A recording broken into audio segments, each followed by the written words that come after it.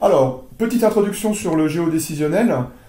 Le géodécisionnel, son objectif finalement, c'est de procurer, d'amener les avantages des deux fonctions, on va dire, des deux concepts que sont la business intelligence, la BI, et les systèmes d'information géographique, les SIG. Donc, on va avoir des systèmes géodécisionnels qui vont nous permettre de mixer des éléments qui viennent soit de la BI, parce que la BI va nous apporter une manipulation facile et rapide des données, notamment au travers de ce qu'on appelle l'analyse multidimensionnelle. Donc la BI, par nature, c'est capable de traiter un gros volume de données, d'avoir une rapidité d'exécution dans les requêtes, d'avoir des modèles de données simplifiés et des utilisations intuitives pour les requêtes. Par contre, la BI, le plus généralement, ne nous offre pas des possibilités d'exploitation géographique ou de représentation spatiale. Les SIG, quant à eux, sur la partie droite là, du slide, eux, quant à eux, vont vraiment nous permettre d'exploiter tout ce qui est représentation spatiale, projection spatiale, tout un tas de fonctions qui vont nous permettre de croiser des informations géographiques. On a des outils dédiés qui sont utilisés pour ces SIG. Et aussi, il y a quelque chose qui est très important à noter, c'est que la carte a un pouvoir très important en termes de représentation, puisque c'est bien plus simple de visualiser quelque chose sur une carte que quelque chose qui va être stocké dans un graphique ou dans un tableau. Il faut savoir que plus de 80% des données, même un peu plus, je pense, peuvent être représentées de façon spatiale. Donc, je fais simple, vous trouverez sur Internet beaucoup de gens qui parlent de GeoBI avec plusieurs approches. Pour moi, pour nous, Atoll, le GeoBI, c'est mixer de façon intelligente des solutions de BI et une approche de type SIG. Alors, dans Pentao, comment ça se passe? Dans Pentao, on va pouvoir faire du géodécisionnel avec la version Enterprise, avec le module Pentao Analyzer, qui est un module OLAP, en fait. Et dans ce module OLAP, on va pouvoir, comme on le voit sur l'écran, représenter de l'indicateur de façon simple. C'est plutôt du point, en fait, de la géolocalisation XY, qui va nous permettre de représenter des pastilles plus ou moins grosses en fonction d'un volume de vente et en fonction peut-être d'un deuxième paramètre. Voilà ce qu'on va faire dans la version Enterprise, et ça va plus ou moins se limiter à cela, puisque dès qu'on va vouloir faire des choses avancées, on va très vite être confronté à la case développement, en fait. Dans la version Community, il n'y a pas de GeoBI prêt à l'emploi. Il va falloir que vous ou nous fassions des développements spécifiques pour atteindre le besoin de représentation géodécisionnelle que vous voulez atteindre. Ça s'avère parfois compliqué, puisqu'il n'y a pas vraiment de choses facilement utilisables, et très souvent on se rend compte qu'en fonction de nos clients, on a des besoins très précis qui font qu'on arrive assez vite à du développement spécifique. Alors, la mise en œuvre de GeoBI dans Pentao CE, ça va nécessiter des connaissances avancées dans le domaine des systèmes d'information géographique. À savoir, qu'est-ce que c'est qu'une carte, qu'est-ce que c'est qu'une géométrie, qu'est-ce que c'est qu'un système de projection, donc j'en reparlerai tout à l'heure. Voilà, donc ça nécessite quand même quelques connaissances de base en informatique spatiale, on va dire, en géomatique. Et il va falloir combiner ces connaissances à des connaissances Pentao, notamment quand vous allez vouloir créer des dashboards avec les C-Tools, par exemple. Donc là, on est vraiment sur un public de constructeurs avertis. C'est pas comme construire une cathédrale, mais on est quand même sur quelque chose qui est assez avancé et qui n'est pas forcément à la portée de tout le monde. Heureusement, Pentao et Atoll, on a réfléchi et on commence à fournir des palettes d'outils et de composants qui vont pouvoir vous servir à mettre en place ces représentations spatiales décisionnelles. C'est ce que je vais essayer de vous montrer maintenant. Pardonnez-moi. Alors, comment on va mettre en œuvre tout ça? On va avoir une petite fiche d'instruction, un petit roadbook, qui va me permettre de vous expliquer la méthodologie de mise en œuvre de l'information, de la mise à disposition d'indicateurs spatiaux dans Pentao. En général, on va retrouver notre schéma de tout à l'heure, on va avoir des données vraiment des fichiers ou des bases de données qui vont contenir des données attributaires, des fichiers de données. On va avoir des données plutôt spatiales, donc avec des fichiers shapefile par exemple, du KML, enfin je ne sais quoi, des choses qui vont permettre de dessiner des cartes, et ça on va le mixer. Alors notre outil de prédilection pour faire cette préparation des données, bah, c'est toujours le même, c'est Kettle, ou PDI, Pentao Data Integration, avec les plugins que nous avons développés depuis quelques années, qui sont les plugins GIS Atoll. Ce sont plusieurs plugins qui vont permettre de rendre Kettle spatial et justement qui vont nous permettre d'intégrer, de mixer des données normales, on va dire, avec des données qui permettent de faire des représentations carto. Donc ça va être la première partie de ma démo, c'est vous montrer dans PDI comment on va pouvoir manipuler facilement des objets spatiaux. La deuxième partie de ma démo, ce sera vous montrer qu'est-ce qu'on va pouvoir faire avec les CTools. Et là, j'écris bien sur le petit 2 qu'on passe obligatoirement par une case développement. Nous, on va pouvoir faire deux choses, c'est ce qu'on fait en général. La première, c'est du GeoBI statique, en fait des représentations au format SVG, qui vont permettre à nos clients très facilement d'identifier des choses de type carte. Alors je prends la carte de France, c'est quelque chose que tout le monde va comprendre, et de pouvoir interagir avec cette carte. Et on va pouvoir aussi aller avec Pentao sur de la GeoBI dynamique avec des moteurs de restitution carto comme OpenLayers. Donc la démo, elle va se dérouler en deux étapes. La première, c'est vous montrer un petit peu toutes les briques qui vont nous être utiles dans PDI. Et la deuxième, des exemples de restitution de type SVG et de type dynamique avec OpenLayers. Alors, voyons voir un petit peu dans Pentao Data Integration. Alors, juste un petit slide. Sachez que dans PDI, donc dans Kettle, depuis la version 5, vous allez pouvoir télécharger depuis la marketplace nos plugins cartographiques. Donc, je vais vous montrer dans l'outil directement. Quand vous êtes dans Pentao Data Integration, vous allez pouvoir récupérer depuis le menu Aide Marketplace un ensemble de plugins. Alors ça, maintenant c'est très riche, vous voyez qu'il y a beaucoup de plugins qui sont proposés par Pentao. Si vous tapez dans l'outil de recherche GIS, Géographique Information Spatiale, vous allez pouvoir récupérer le jeu de plugins créé par Atoll CD en cliquant sur Installer plugin. Alors moi ils sont déjà installés. Il vous suffira de redémarrer ensuite Kettle et vous allez voir apparaître dans la palette, une fois que vous allez créer une transformation, une nouvelle catégorie, information géographique, et dans cette catégorie, vous allez avoir presque une dizaine de briques qui vont vous permettre plusieurs choses, qui vont vous permettre notamment d'extraire des données depuis un fichier ou une source SIG. Soit des fichiers SRI, donc des shapefiles, soit du GeoJSON, soit du DXF, soit du MapInfo, ou du SpatialLite, du SQLite. Donc, automatiquement, le fait d'installer nos plugins rajoute dans Kettle un type de données qui n'existe pas nativement, qui est la géométrie. Donc, on a une brique qui va nous permettre d'extraire des fichiers SIG. Bien sûr, on va avoir une brique qui va nous permettre d'en créer, avec la brique alimentation fichier SIG. Bon, c'est la même brique, On va pouvoir créer du shapefile, du KML, du DXF. Et on va avoir des briques un petit peu plus avancées qui vont nous permettre de faire des opérations sur des géométries. Alors là, on va retrouver ce qu'on appelle les opérations de reprojection. Donc tous les géomaticiens connaissent cela. On va pouvoir reprojeter dans le système de projection EPSG une géométrie sous une autre projection. Donc ça, on a câblé tout ça dans cette brique-là. Ça peut être très utile pour faire en sorte que vos cartes soient correctement projetées en fonction de l'endroit où vous voulez représenter vos géométries. On va avoir aussi des briques de géotraitement, on va l'avoir dans l'exemple tout à l'heure.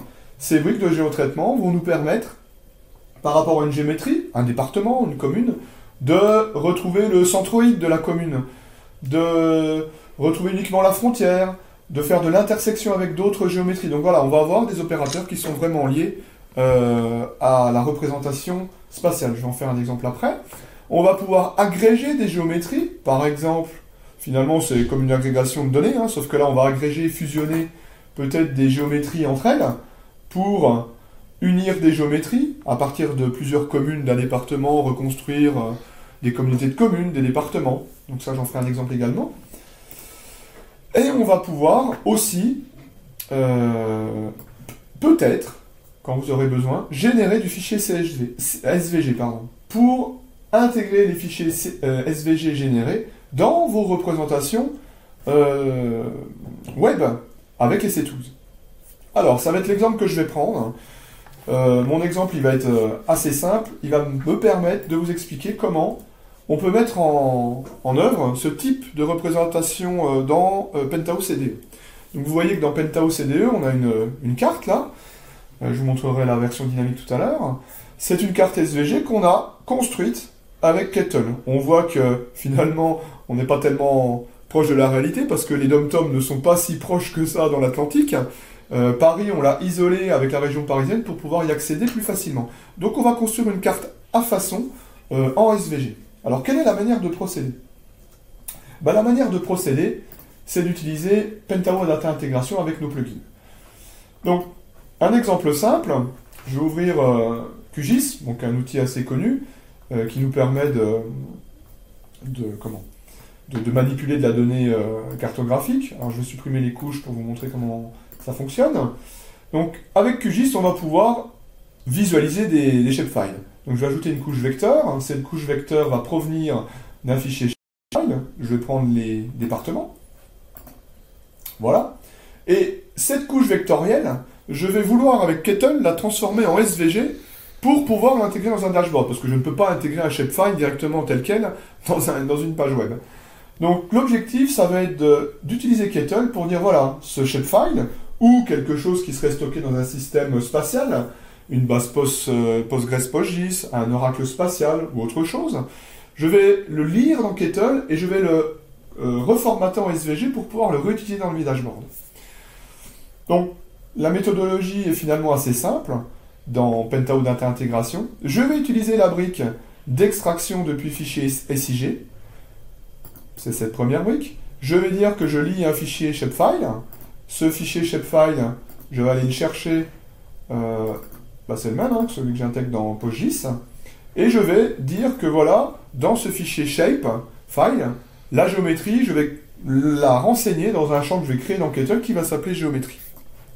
À partir de ce moment-là, j'ai déjà normalement la possibilité de lire les données dans Kettle. Vous voyez, les données sont de type géométrique, ce sont des polygones ou des multipolygones, avec d'autres informations plus attributaires, donc de la donnée, qui sont stockées dans d'autres fichiers annexes à mon shapefile, et qui sont fournis par exemple l'INSEE ou l'IGN, avec les fichiers de type GeoFLA. Donc, une fois que je vais avoir récupéré ces données géométriques, pour que mon SVG ait une représentation intéressante, et c'est comme ça que fonctionne notre brique SVG, je vais définir une classe CSS. En gros, je vais créer une variable qui s'appelle classe CSS, je vais lui affecter une valeur, département, et vous verrez que cette valeur département, c'est une classe d'une feuille de style. Je vais ensuite, pour que ça fonctionne bien, puisque je vais tout remettre dans un SVG, je vais transtyper la donnée avec une brique d'altération de flux. Je vais juste dire que ma géométrie, je vais la convertir en chaîne de caractères, ce qu'on connaît sous le nom de WKT. C'est ça que va prendre ma brique de génération SVG. Et maintenant, je vais configurer ma brique de génération SVG en disant, voilà, je veux créer un SVG, qui sera dans tel répertoire, qui va s'appuyer sur la géométrie, le champ géométrie du flux entrant. Mon SVG aura tant de largeur, tant de hauteur, et je vais pouvoir rajouter des informations dans mon SVG. Donc pour chaque département, je vais ajouter, en identifiant SVG, son code, et en titre, le nom du département. Je vais également indiquer à mon SVG que je voudrais qu'il utilise des styles. Je ne suis pas obligé, mais c'est quand même mieux. Et ma feuille de style, elle est ici, elle va me permettre de dire, voilà, quelle est la couleur de ma carte, quelle est la taille des contours de chaque département, etc. Donc, si je vous montre un petit peu à quoi ressemble ma feuille de style, c'est assez simple. Là, je vais avoir une couleur de remplissage, qui va être celle-ci, une couleur de contour, qui sera du blanc, et une épaisseur de contour. Si maintenant je lance la génération de ma carte, Mon fichier SVG est généré. Je vais pouvoir le visualiser dans un navigateur web, pour le coup. Alors du coup, je vais voir les fichiers les derniers, voilà. Donc je l'ouvre avec Firefox. Et vous voyez que j'ai une carte de France dont la couleur est rose avec des contours assez épais. Donc ma feuille de style va me permettre de faire quelque chose peut-être de plus joli. Voilà, je vais mettre en commentaire la couleur rose et je vais régénérer mon SVG avec une autre présentation. Voilà, qui sera peut-être un petit peu plus lisible. Voilà, une carte de France bleue avec des contours un petit peu plus fins. Donc voilà, j'ai déjà une carte SVG qui serait là, quasiment exploitable dans mon Penthouse CDE, puisque si je regarde le code source, on voit que chaque géométrie, alors elle s'appuie bien sur une classe stylistique, mais surtout, elle a un identifiant et un titre, ce qui va me permettre éventuellement de mettre des infobules au survol sur la carte. Alors, on peut montrer d'autres choses dans l'outil Kettle. Si vous n'avez pas les bonnes géométries en entrée, ben vous allez pouvoir vous servir de Kettle pour vous les constituer. Par exemple, si je voulais avoir les régions de France, il me suffirait de faire la même manip, c'est-à-dire d'extraire mes départements depuis mon shapefile, de trier les données, puisque avant de faire une agrégation de données, il faut trier les données suivant l'agrégat, et d'utiliser notre brique d'agrégation de géométrie pour dire, voilà, à partir des départements, je veux visualiser, représenter les régions, en fait. Donc je vais finalement fusionner les géométries entre elles, et pour chaque région, dessiner le contour de la région. Donc là, je vais utiliser dans les opérateurs l'union géométrique. Et cette union géométrique va me permettre de reconsolider quelque chose de nouveau. Après, on va retrouver les mêmes briques. Hein. Je vais ajouter la constante avec ma classe stylistique et ma géométrie et générer mon fichier SVG. Donc si je régénère maintenant une nouvelle carte qui est finalement un traitement spatial de mes départements pour les consolider en région, donc là, je viens de générer le fichier toujours avec cette fameuse brique alimentation SVG. Et si maintenant, je regarde le fichier généré, dans Firefox toujours, bah je vois que j'ai une consolidation qui se fait au niveau des régions. Ce sont les anciennes régions, hein, ce n'est pas encore les nouvelles régions. Ça se trouve, dans 2 mois, tout va encore changer. Donc du coup, je garde les anciennes régions. Donc là, on voit bien qu'on est capable de générer un fichier de géométrie de type département, un fichier de type région. Voilà, on se rend compte que Kettle, donc nos briques spatiales, vont nous permettre de faire un petit peu tout ce qu'on veut.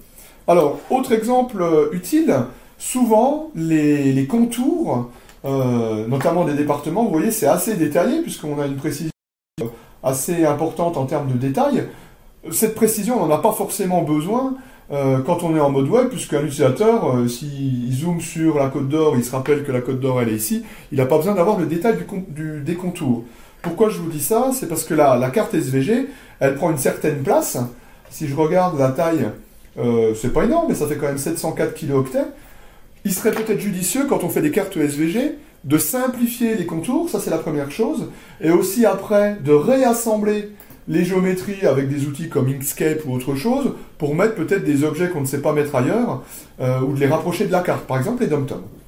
Donc, Kettle va nous permettre également de simplifier nos géométries. Donc, troisième exemple, je vais reprendre mon extraction département, et là, je vais appliquer un géotraitement. Donc, la brique spécifique géotraitement dispose de plusieurs opérations. Je vous les ai montrées tout à l'heure. Il y en a une qui va permettre de simplifier les polygones avec un algorithme qui est sur la distance et le seuil entre les différents contours. Donc ça, si vous voulez regarder, ça se trouve sur Internet. Si par exemple, je vais mettre une distance et un seuil à 1000, et que je relance le traitement, vous voyez que la suite du traitement est la même, on va commencer à avoir une simplification des contours s'opérer sur ma carte des départements. Donc là, je vais maintenant ouvrir la carte des départements simplifiée. C'est encore pas très parlant, il faut juste peut-être zoomer un petit peu, mettre à 150, pour qu'on ait bien la comparaison. Donc là, j'avais les départements sur cette version-là non simplifiés. Là, j'ai les départements simplifiés. On ne voit pas encore vraiment l'écart. Je vais juste maintenant appliquer un facteur de correction plus important. Je vais relancer le traitement. Voilà. Et ma simplification de carte, là, voilà. On voit que les découpes sont un petit peu plus à la hache, on va dire, par rapport à la carte de base. Alors bien sûr, il y a des petits écarts là, donc il faudra demander dans notre plugin à prendre en compte les géométries qui sont autour de la géométrie qu'on veut simplifier, pour qu'on n'ait pas ce type de trou. On pourrait carrément vraiment simplifier vraiment à la hache, là, cette fois-ci, les contours de notre géométrie. Et là, vous voyez que les contours sont nettement simplifiés, et finalement, c'est ceux qu'on a obtenus qu'on va avoir tout à l'heure dans notre représentation SVG. Et là, la carte est beaucoup plus petite en taille. Au lieu de faire 700 kilooctets, elle n'en fait plus que 46. Bon, ça c'est le premier exemple. Kettle va vous permettre de construire un SVG vraiment à façon, en termes de contours, en termes de position de géométrie, et aussi de faire vos propres géométries. Ça va être le dernier exemple que je vais vous montrer. Pourquoi ne pas, dans certains cas, récupérer des géométries d'un site, par exemple. On a un client pour lequel on avait récupéré le plan, un grand client, le plan de tous les bâtiments pour positionner de l'information décisionnelle. Et on en a fait un SVG. Donc on pourrait très bien se dire également, avec Kettle, vous allez pouvoir faire des représentations qui sont les vôtres. Exemple, moi, je voudrais, par exemple, représenter toute la... En Saône-et-Loire, moi j'habite en Saône-et-Loire, donc je vais prendre les communautés de communes de Saône-et-Loire. Donc je vais extraire les communes de France depuis le shapefile commune. Donc là, il y a quand même 36 000 géométries, enfin un peu plus. Je vais filtrer uniquement ces communes-là sur le département 71. Et je vais faire la même chose donc là, en gros, là, si je détaille, sur la partie du dessus, je mixe de la donnée spatiale avec de la donnée décisionnelle, on va dire, de la data en fait pure et dure, puisque la partie du dessous, ça va être un fichier Excel, je l'ai fait dans l'exemple précédent, pour une communauté de communes, l'ensemble des communes qui constituent cette communauté de communes, et après, je vais faire deux choses.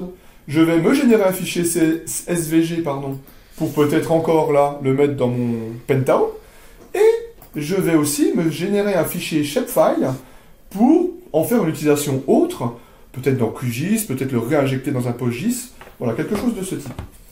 Donc, si maintenant je lance mon traitement, je vais générer deux fichiers en sortie, voilà, un shapefile au-dessus, qui va s'appeler DEP71SHP, et un SVG, qui va s'appeler EPCI 71 SVG.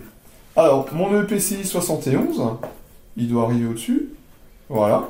Et comment on va le voir, en fait? On va avoir juste une carte, finalement, qui est contextualisée hors France, mais qui va représenter voilà, le Grand Chalon, qui va représenter la communauté de Mont-Solémine. Voilà, je ne pense pas que vous êtes nombreux à connaître, mais ça représente des géométries qui sont particulières.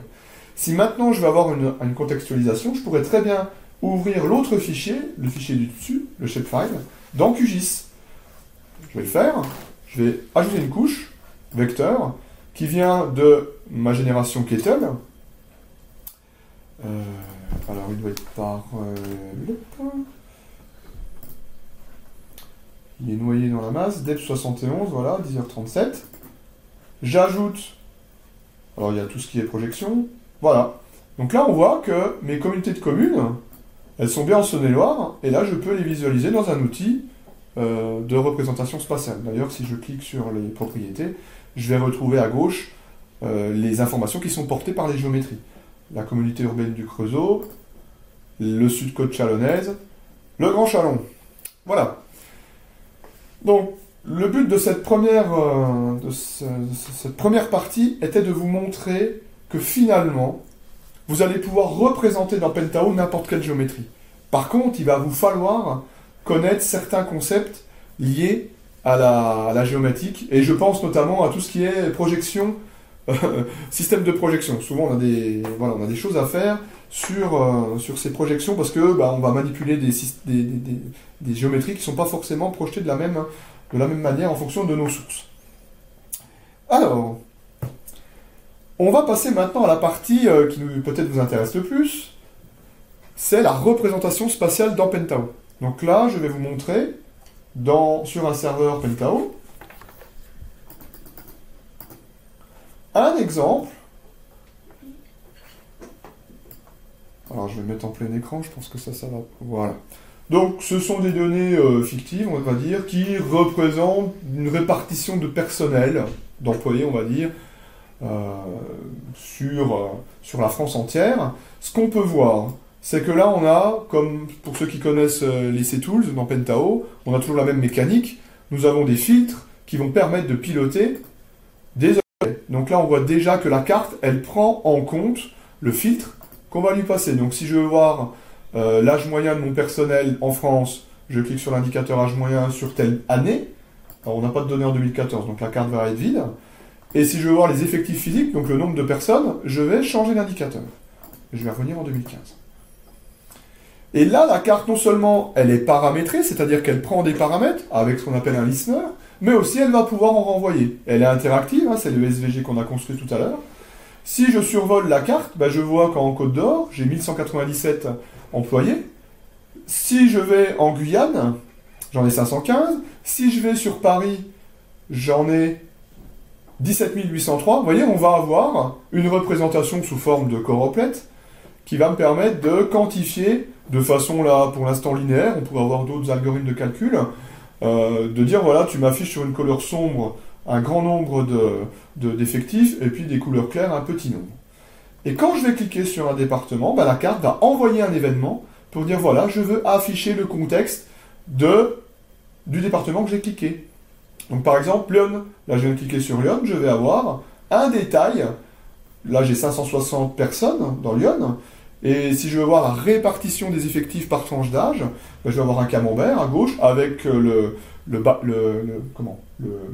comment il s'appelle déjà?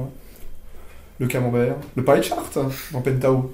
Le pie chart qui va me permettre d'afficher le nombre de personnes de plus de 55 ans, on a 42%, le nombre de personnes de 50 à 54, etc. Donc soit une représentation, une ventilation, soit aussi une ventilation homme-femme. Et là, on voit que le total fait bien 365 plus 187, ça doit faire 560. Ah, il y a un petit écart, je pense qu'il y a un petit problème dans les données. Ça, c'est lié au décisionnel. Et puis, on va pouvoir construire autour de cette carte d'autres objets, un tableau de données, avec des tris, avec des exports aussi, comme on le fait dans les C-Tools. Je peux exporter le graphique de l'indicateur type carto et de mon graphique.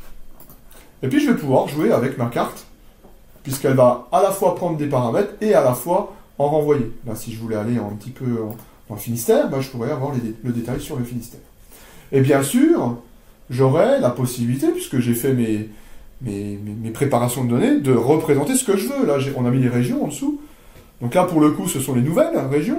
Si je veux avoir une information consolidée au niveau Bourgogne-Franche-Comté, je peux, puisque là, je vais avoir une carte qui va être au niveau Bourgogne-Franche-Comté. Une carte au niveau Languedoc-Roussillon-Midi-Pyrénées. Donc je crois que c'est l'Occitanie. Voilà. Donc on va pouvoir, dans Pentao, intégrer des cartes. Alors, on va pouvoir, c'est facile à lire ça. Si je vous montre un petit peu comment c'est fait techniquement derrière. Ah, ça c'est embêtant.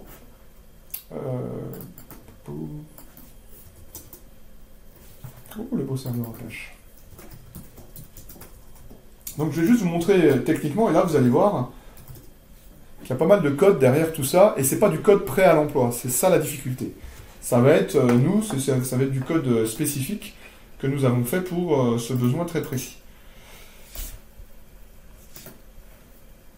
Donc, on va retrouver la construction habituelle qu'on a dans les C-Tools. Je vais mettre en plein écran pour des questions de lisibilité. Donc, avec tout ce qui va nous permettre d'afficher des choses. Et vous allez voir que dans les composants, donc le composant carte, il est plutôt par ici, map colonne. Vous voyez, il y a un objet map colonne qui va contenir une map définition. Alors là, il y a juste un ID, mais vous voyez qu'on va intégrer le SVG à la main. En fait, on va le copier depuis la génération SVG Kettle dans du code HTML en fait. Donc voilà, c'est pas très souple, hein. Donc, mais on va quand même pouvoir intégrer ce code de cette façon-là, et on va pouvoir après utiliser des objets avec les listeners pour récupérer les informations. Donc là, si je vais sur le setmap display, voilà, on va écrire pas mal de JavaScript pour ben voilà, afficher faire en sorte que la carte s'affiche correctement par rapport à l'indicateur choisi. Donc là, il y a du JavaScript à écrire. On va avoir pareil pour les régions. Donc vous voyez, c'est pas quelque chose qui est complètement intuitif. C'est ça le problème. Alors, autre exemple, sympa, ça c'est un autre intégrateur Pentao, basé à Londres, qui s'appelle Ubiquitous. Eux, ils ont fait pareil, du SVG, mais cette fois c'est plus du SVG un petit peu statique comme nous, ça va être du SVG un peu plus dynamique. Et là, on représente la Terre entière, ce qui n'est pas inintéressant. Donc on va pouvoir choisir de voir, par exemple, les populations au niveau mondial, et on va même pouvoir faire tourner le globe terrestre pour, de la même manière, afficher une choroplète sur le globe et voir les pays sur lesquels il y a le plus de population. Donc tout ça, c'est complètement interactif. Si je clique sur un pays qui tourne, les États-Unis, je vais avoir l'évolution de la population de façon temporelle. Mais si je clique également sur un autre pays, par exemple l'Italie, la carte va se centrer automatiquement sur l'Italie. Elle va me la représenter. Et je vais pouvoir, de façon assez ludique, avoir des représentations carto simplifiées, mais sous forme de SVG, qui vont aussi m'afficher du graphique et qui pourraient aussi me permettre de faire des exports de données, de choisir d'autres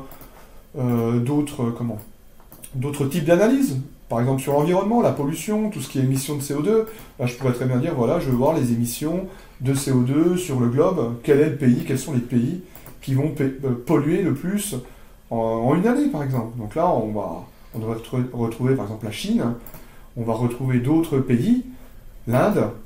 Vous voyez, l'Inde, on va avoir une courbe qui va être quasiment exponentielle, les États-Unis, voilà.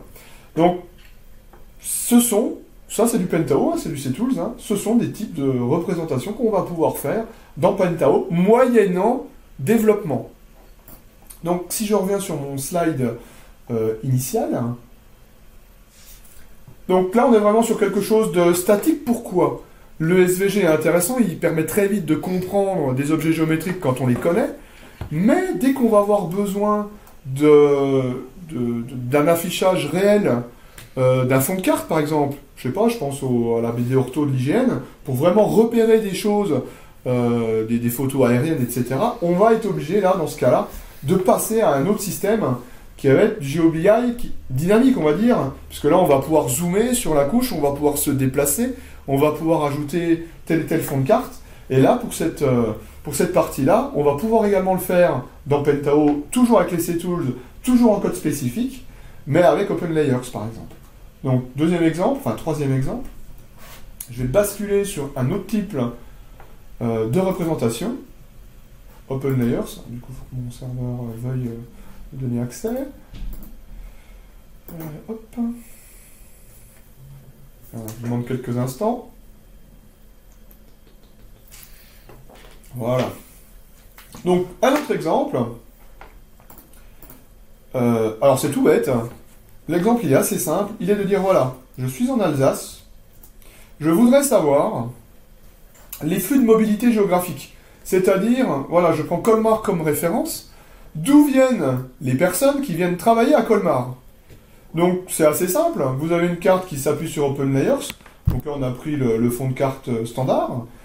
Et vous allez pouvoir zoomer et dézoomer sur la carte.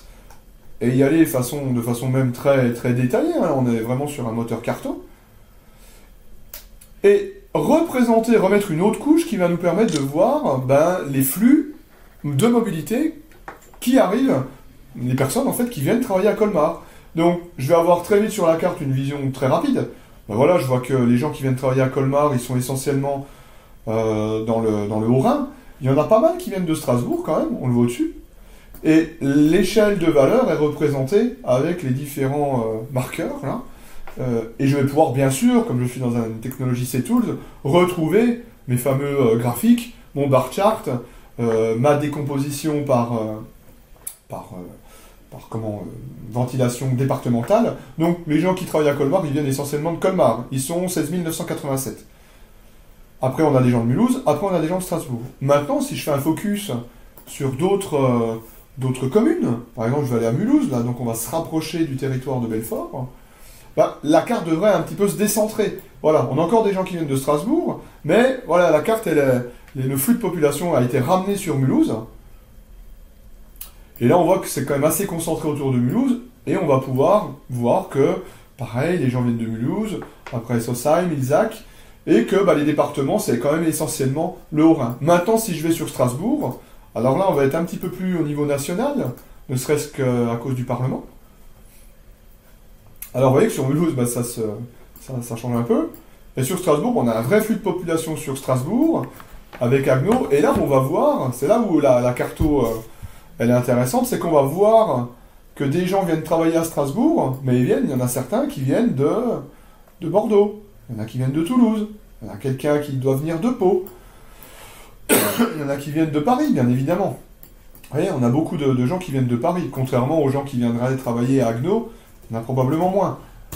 Voilà, on va pouvoir faire une analyse, il y en a quelques-uns quand même, on va pouvoir faire une analyse un petit peu spatiale, et ça, on va pouvoir l'étendre à beaucoup de thématiques.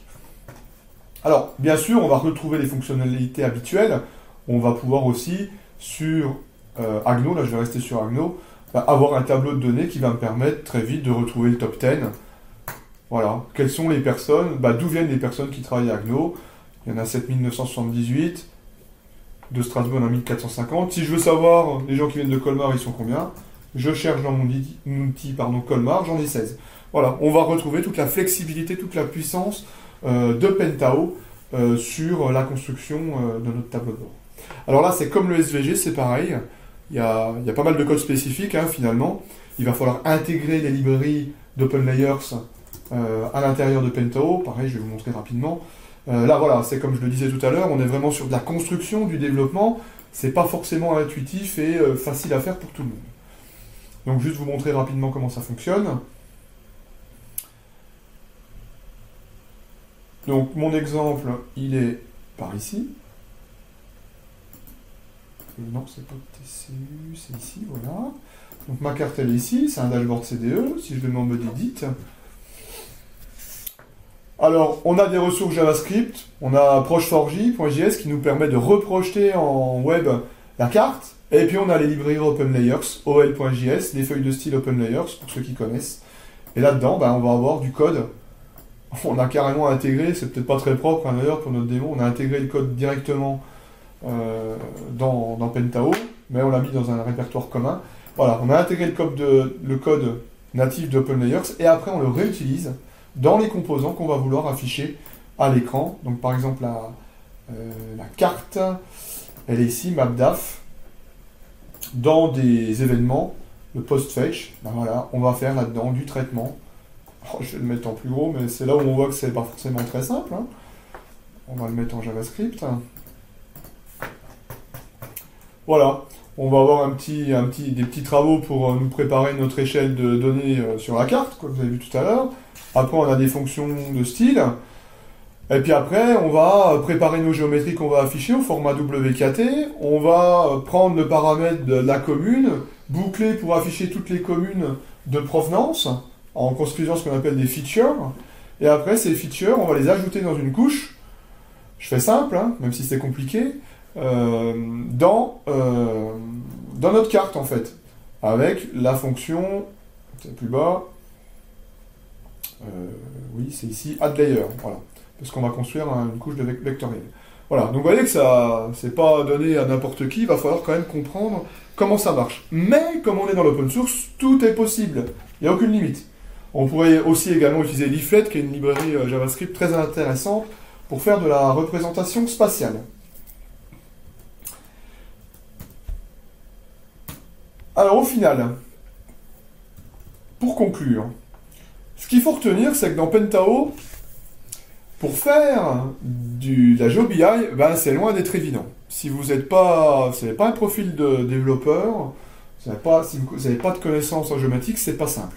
Donc moi, je sais qu'on a des clients qui s'en sortent très bien. Je pense par exemple à l'agence d'urbanisme de Toulouse, qui sait faire ça très bien. Voilà, il y a des clients qui connaissent le SIG, qui ont été formés à Pentao, qui sont autonomes. Nous, on se dit maintenant, comment faire en sorte que Pentao puisse facilement vous proposer, vous clients, d'afficher des cartes sans vous poser trop de questions. Donc cette question, le ministère de l'Intérieur nous l'a posée. Le secrétaire général de l'administration du ministère de l'Intérieur, zone Est, nous a proposé en contribution, c'est-à-dire de façon conjointe, de développer, d'ajouter dans Pentao un SVG Map Component. C'est-à-dire que vous aurez la possibilité prochainement d'avoir un composant carte SVG, et pour l'instant pas Open Layers, mais ça reviendra peut-être. Pour l'instant, on va se focaliser sur les SVG, un composant carte réutilisable. Donc ce qu'on vous proposera d'ici, j'imagine, le Pentao Day, je vais en reparler juste après, on va vous proposer de facilement mettre des cartes dans votre Pentao. On va plugger des cartes de base, les départements, les régions, et vous allez pouvoir lier vos données avec ces cartes pour les afficher avec le mécanisme habituel de listener dans les tableaux de bord CDE. Donc le développement est en cours, il avance. Je pense que ça, on devrait pouvoir vous le présenter au Pentao Day le 13 juin 2017 au ministère des Finances. Et bien sûr, on publiera cette contribution sur la marketplace Pentao, de manière à ce que tous les utilisateurs de Pentao Community Edition puissent faire de façon simple des cartes SVG. On fera également en sorte que si vous avez des représentations spatiales particulières, j'en parlais tout à l'heure, des plans de site ou autre chose, vous ayez des tutoriels qui vous permettront, avec Kettle, de construire vos cartes et les intégrer dans Pentao. Voilà, de façon, avec une abstraction suffisante. Voilà, j'en ai terminé. J'avais prévu de toute façon 3 quarts d'heure, donc les 10 minutes du départ, c'était pour arriver à 11 heures. Hein. On s'excuse pour les problèmes techniques. Je vais maintenant voir si vous avez des questions. Donc si vous avez des questions, vous pouvez les poser dans les 5 minutes qui restent par chat, en les envoyant directement sur le module. Donc voilà, on attend vos questions, et si vous n'avez pas de questions, ce qu'on peut vous dire, c'est que le webinaire a été enregistré, on le découpera pour enlever les zones un petit peu grises, et on le republiera sur notre chaîne YouTube. Alors, je ne sais pas si tu as des questions, Caroline. Non, toi tu lèveras les mains. Alors, est-ce que vous pouvez avoir la présentation? Oui, on va vous la préparer, on va remettre ça sur le... Je ne sais plus comment on avait fait la dernière fois, Caro, sur le site... Je crois qu'on l'avait publié, oui. On va vous préparer ça, on vous l'enverra une fois qu'on aura compilé la vidéo YouTube, en fait. Hein. Donc la présentation sera disponible. Est-ce qu'il y a d'autres questions plus générales? Est-ce qu'on peut intégrer ces cartes dans Pentao Report Designer? Normalement, le SVG, c'est possible. On l'avait fait chez un client. Par contre, la carte type Open Layer, ça va être beaucoup plus compliqué. Les restitutions SVG, normalement, sont possibles, puisque Pentao Report Designer sait intégrer une image au format SVG, mais du coup, il faudra appeler ce SVG avec une URL, en fait. En fait, ce sera la carte, elle sera générée avec un appel URL qui va générer le SVG. Autre question. Alors, merci pour les personnes qui me disent merci. J'en ai plusieurs. Alors, certains adoptent la carte SVG. Merci Damien. Ça avance, je te rassure. Je pense qu'on va pouvoir conclure. Est-ce que tu veux dire un mot, Caroline? Non, c'est bon. Donc, je vous remercie. On vous remercie beaucoup pour d'avoir assisté à ce webinaire, d'avoir été patient au début. Et puis, on vous donne... Alors, je vais être franc, je vous donne rendez-vous... au Pentao Day 2017, je vous attends nombreux. Donc ça se remplit vite, n'hésitez pas à vous inscrire. C'est dans 2 mois et demi, donc on a la chance d'être accueilli par le ministère le ministère des Finances, pardon, au centre Pierre Mendès France. Voilà, on sera très bien accueillis, je pense. À bientôt, merci à vous et bonne journée.